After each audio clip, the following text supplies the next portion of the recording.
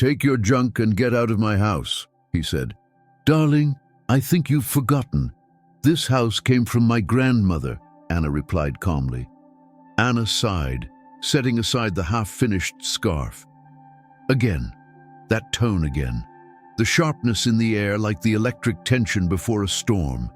She could feel it on her skin, sense the inevitable clash approaching. Their evenings, once cozy in their spacious yet somehow suffocating home, now ended more and more often the same way.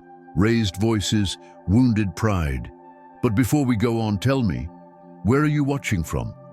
Welcome, and enjoy the story. Serge stormed into the room, tossing his keys on the table, shirt half undone. His face showed signs of exhaustion, but layered beneath it was that ever-familiar resentment. Anna recognized that look. It meant a flood of complaints about his job, about how unfair his boss was, and of course, how useless she was. Knitting again? He muttered, not even glancing at her. His voice made it sound like she was doing something shameful. Yes, just finishing a scarf. I told you, I want to give it to Mom for her birthday, Anna replied softly, carefully avoiding the thorns. She was used to this, to smoothing things over, to bending, adapting, for peace. For what? A scarf? As if she doesn't already have a dozen, Serge grumbled, heading to the fridge. He popped open a beer without asking. You could be doing something useful. I've got a report due, and you're knitting scarves. Anna felt the frustration rising like a wave inside her. Something useful? And what do you call what I do? Who runs the house? Who cooks? Who irons your shirts? Serge waved dismissively. That's not work. That's just stuff. I work. I make the money. I what? Anna snapped, her voice rising.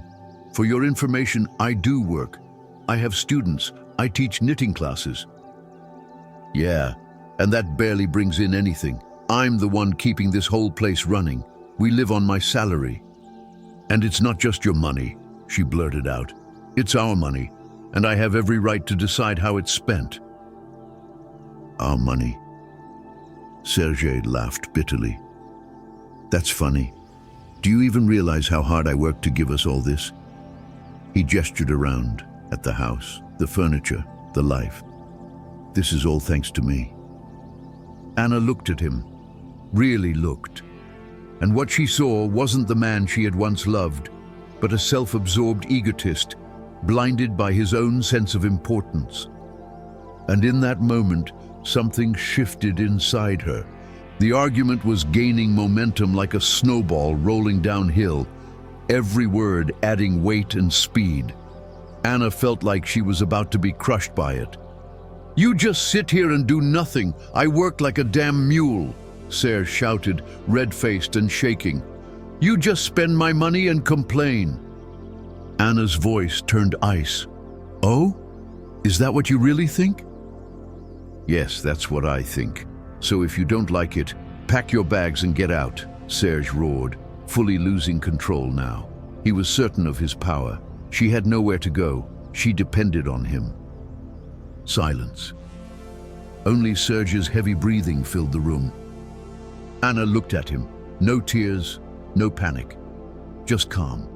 A strange, unreadable calm that unsettled Serge far more than any outburst would have.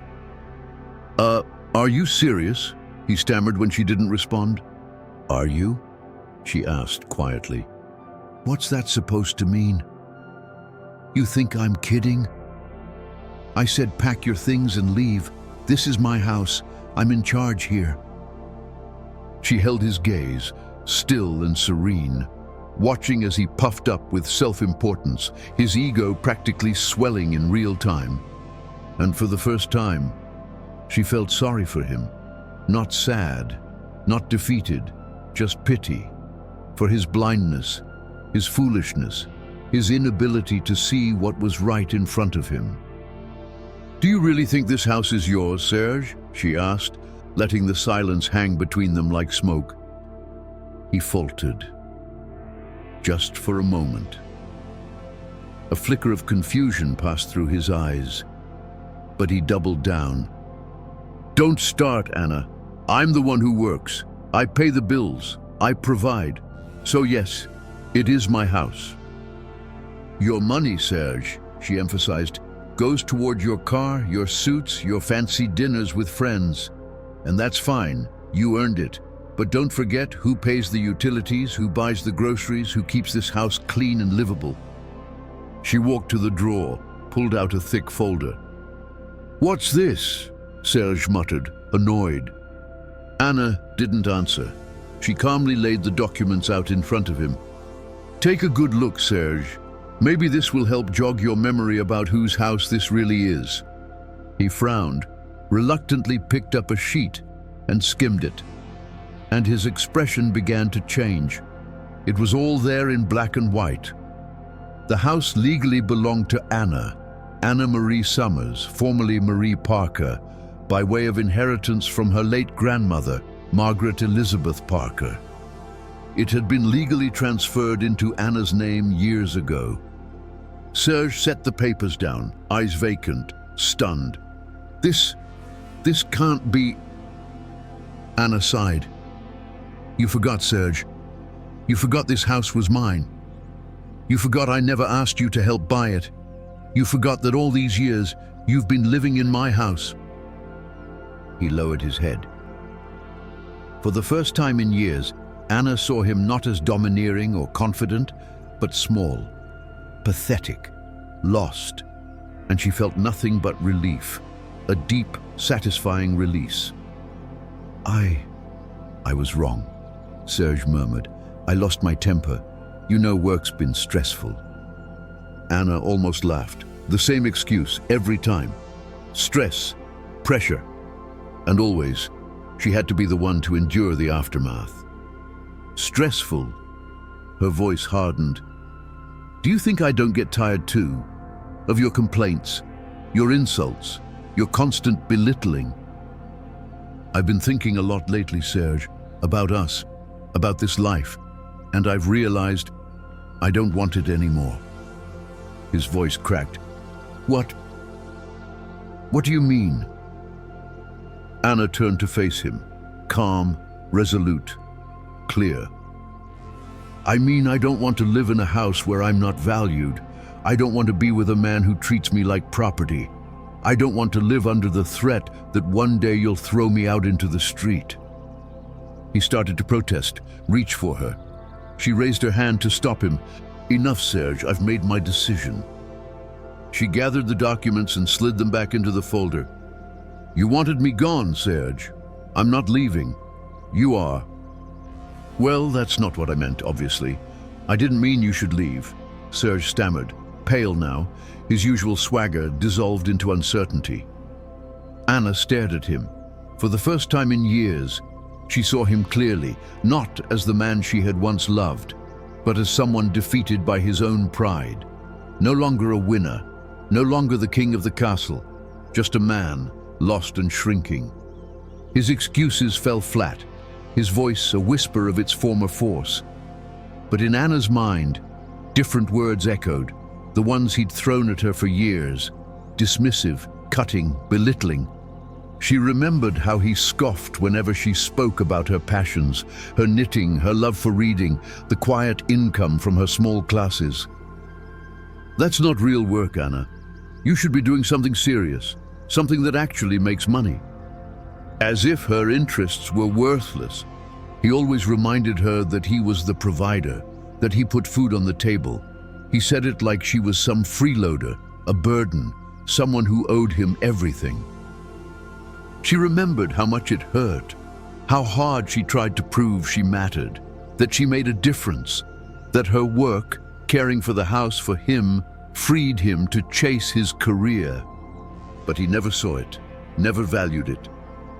And now, as she looked into his eyes, she realized he never really saw her at all.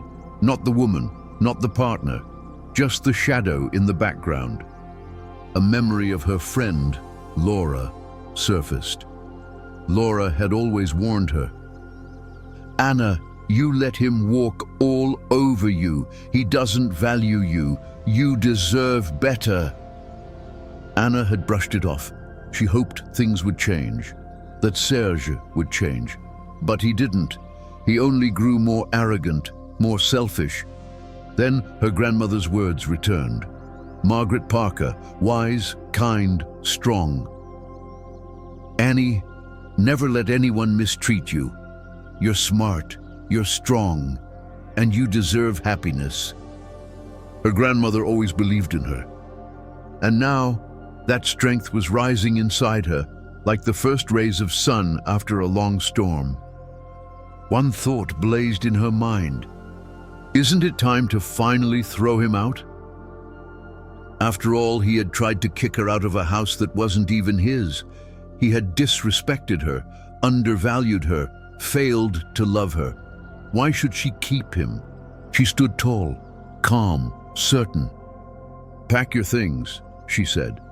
Her voice didn't tremble. It didn't rise. It was cool, clear, unwavering. Serge blinked, as if he hadn't heard correctly. He expected tears, pleas, hysteria, anything but this. This calm scared him more than shouting ever could. He was used to Anna bending, forgiving, staying. He never imagined she would do this. "Anna, come on. You don't mean that," he said, reaching again for control.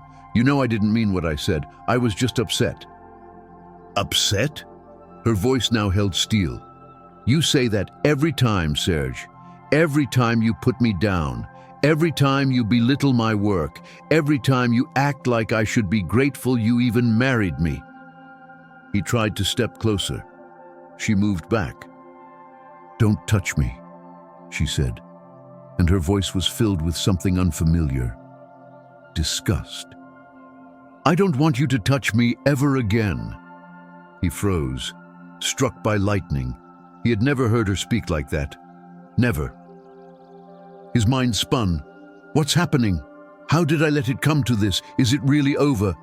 "Anna, please, I can change," he begged. "I'll be better. I'll respect you. I promise."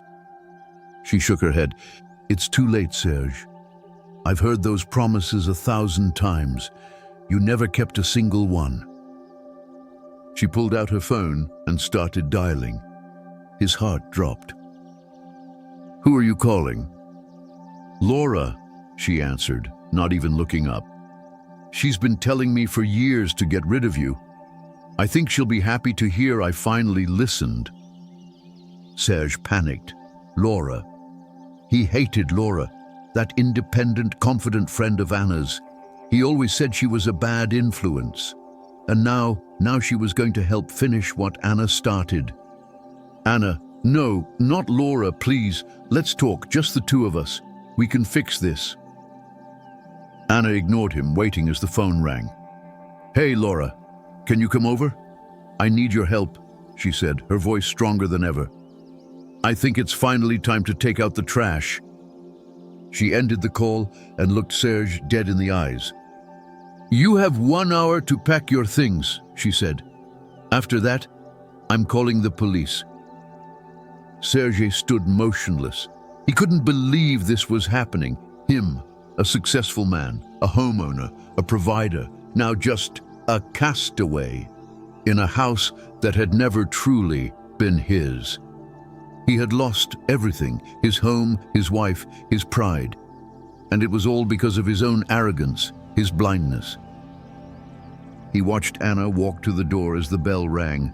He knew who it was, Laura. Anna inhaled deeply and opened the door.